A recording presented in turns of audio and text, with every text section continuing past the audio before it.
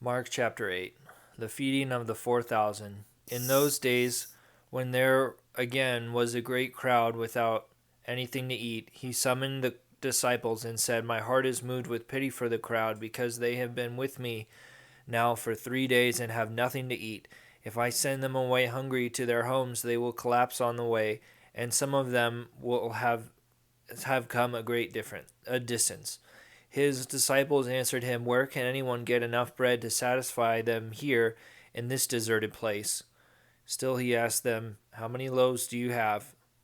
7, they replied. He ordered the crowd to sit down on the ground.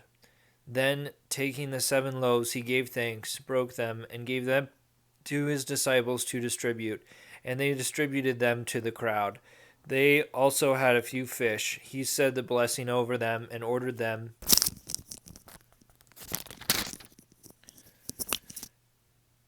distributed also. They ate and were satisfied. They picked up the fragments left over, 7 baskets.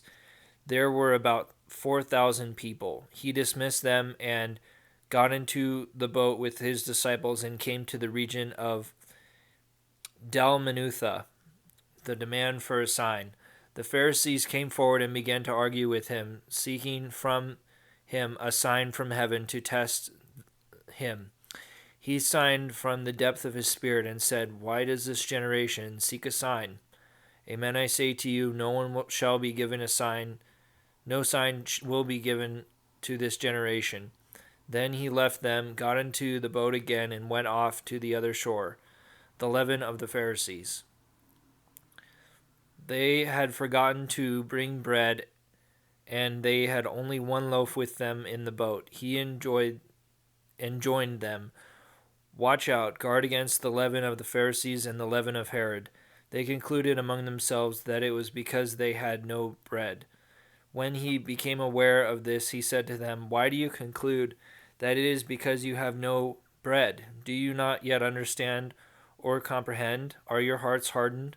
Do you have eyes and not see, hear? Do you have eyes and not see, ears and not hear? And do you not remember when I broke the 5 loaves for the 5,000, how many wicker baskets full of fragments you picked up? They answered him, 12. When I broke the 7 loaves for the 4,000, how many full baskets of fragments did you pick up? They answered him, 7. He said to them, Do you still not understand?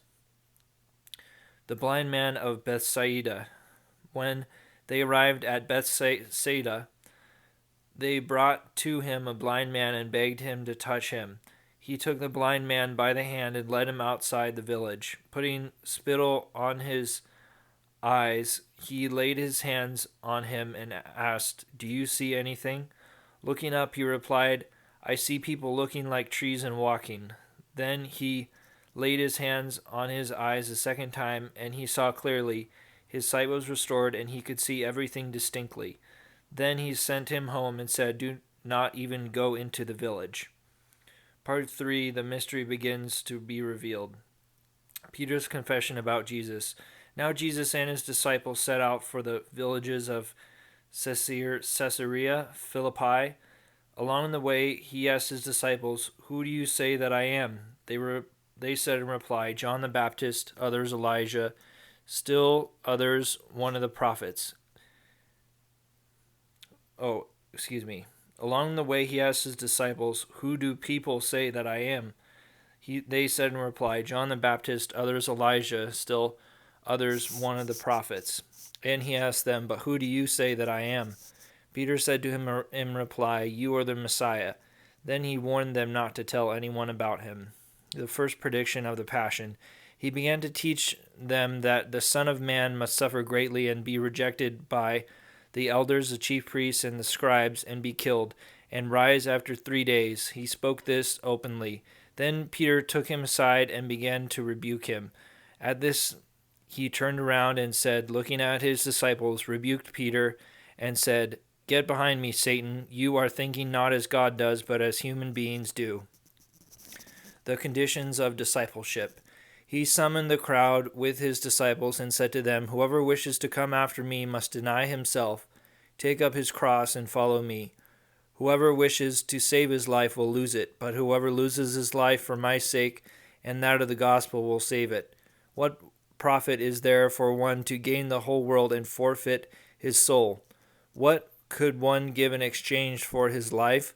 Whoever is ashamed of me and of my words in this faithless and sinful generation, the Son of Man will be ashamed of when he comes in his Father's glory and with the holy angels.